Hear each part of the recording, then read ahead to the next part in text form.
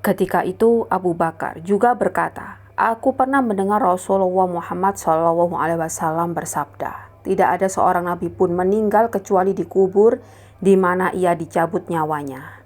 Lalu Ali membenarkan bukti Abu Bakar mengenai hadis tersebut.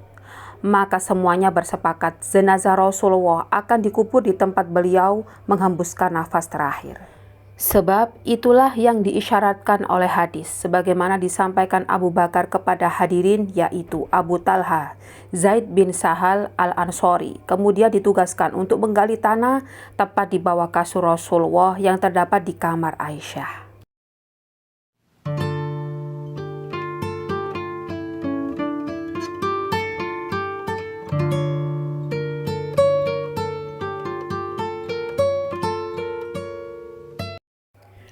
Assalamualaikum warahmatullahi wabarakatuh.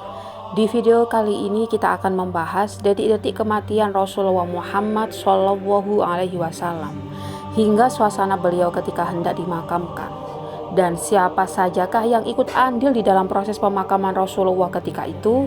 Sahabatku yang seiman yang dirahmati oleh Allah, mari kita simak video ini sampai selesai.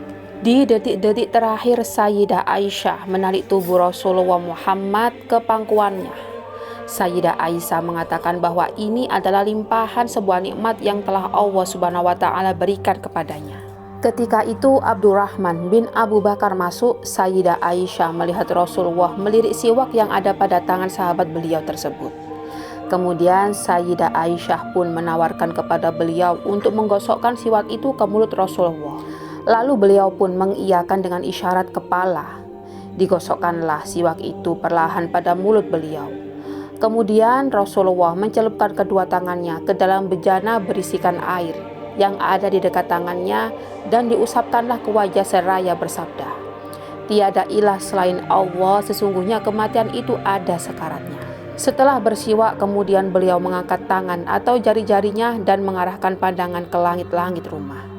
Terlihat bibir beliau bergerak-gerak seperti ingin mengucapkan sesuatu. Lalu Sayyidah Aisyah pun sempat mendengar apa yang beliau ucapkan.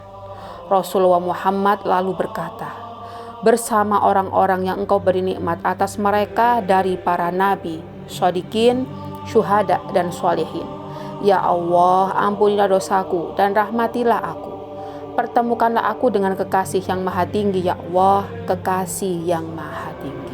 Kemudian Rasulullah Muhammad mengulang kalimat tersebut sebanyak 3 kali dan seketika tangan beliau melemah.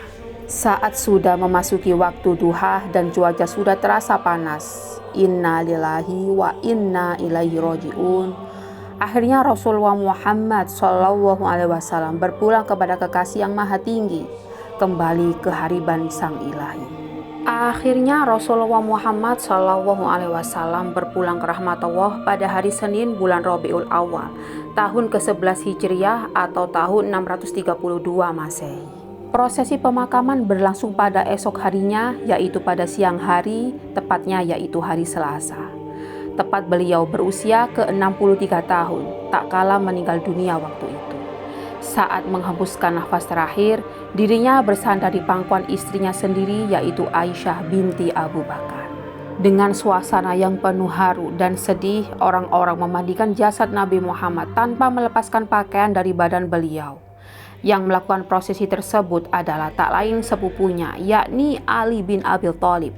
Air yang dipakai untuk itu berasal dari Sumul Gars yang terletak di Kuba. Lalu Ali dibantu oleh Al-Abbas dan putra, yaitu Al-Fadil.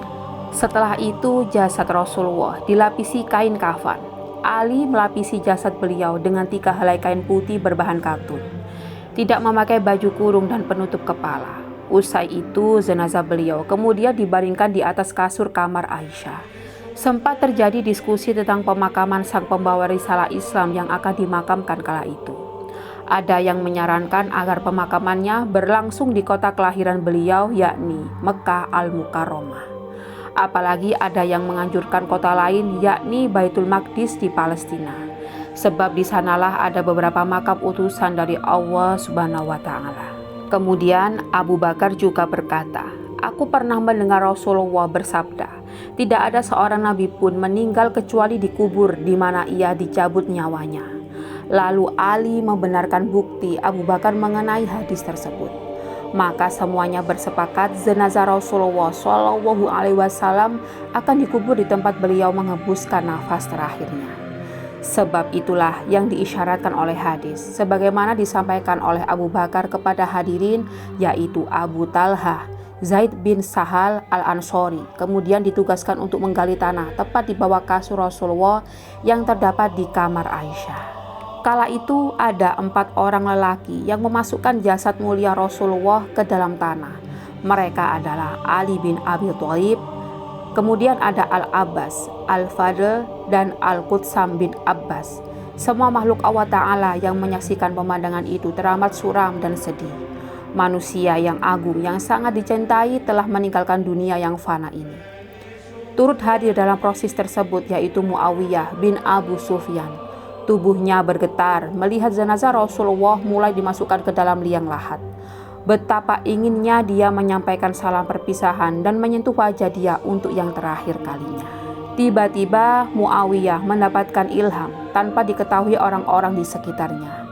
Ia juga sengaja menjatuhkan cincinnya ke atas jasad Nabi Muhammad kala itu, yang sudah berada di dalam kubur. Lalu ketika Ali dan 3 orang lainnya hendak menimbun kuburan beliau dengan tanah, Muawiyah dengan cepat-cepat mencegah. "Wahai Ali, aku telah menjatuhkan cincinku ke dalam sana. Kumohon izinkanlah aku untuk mengambilnya." Lalu Ali pun mengizinkannya di dalam liang lahat. Kemudian Muawiyah tentu saja tidak hanya mengambil cincinnya, dengan penuh takzim ia mencium kening Nabi. Air mata mengalir membasahi pipinya. Lalu perasaan sedih berkecamuk di dalam dada. Seketika itu Ali kemudian meminta untuk naik ke atas lagi. Muawiyah pun menurutinya. Mughirah bin Syu'bah menyadari bahwa putra Abu Sufyan tersebut sebenarnya sengaja menjatuhkan cincinnya ke dalam liang lahat. Sebab dengan begitu dia dapat melihat wajah Rasulullah untuk terakhir kalinya. Seketika itu terbesitlah sebuah keinginan dalam diri Mughirah untuk melakukan hal yang sama. Saat melihat Ali sedang lengah, sahabat yang berasal dari Bani Saqif itu segera menjatuhkan cincinnya ke dalam liang lahat. Lalu ia meminta izin juga untuk mengambilnya. Ali kemudian membolehkannya, maka turunlah Mughirah ke sana menjumpai jasad Nabi Muhammad SAW. Setelah berhasil melakukan aksinya, yaitu mencium kening sang Khatamul Anbiya wal Mursalin, sungguh aku ingin menjadi manusia terakhir yang dapat menyentuh Rasulullah kala itu. Lalu ia kemudian kembali naik ke atas. Selesai sudah liang lahat itu ditimbun dengan tanah, ia, Bilal bin Rabah, mempercikkan air bejana gharibah ke atas kuburan tersebut. Dari arah kepala ia juga menaburi makam Nabi Muhammad SAW dengan batu-batu kerikil yang diperolehnya dari halaman rumah beliau.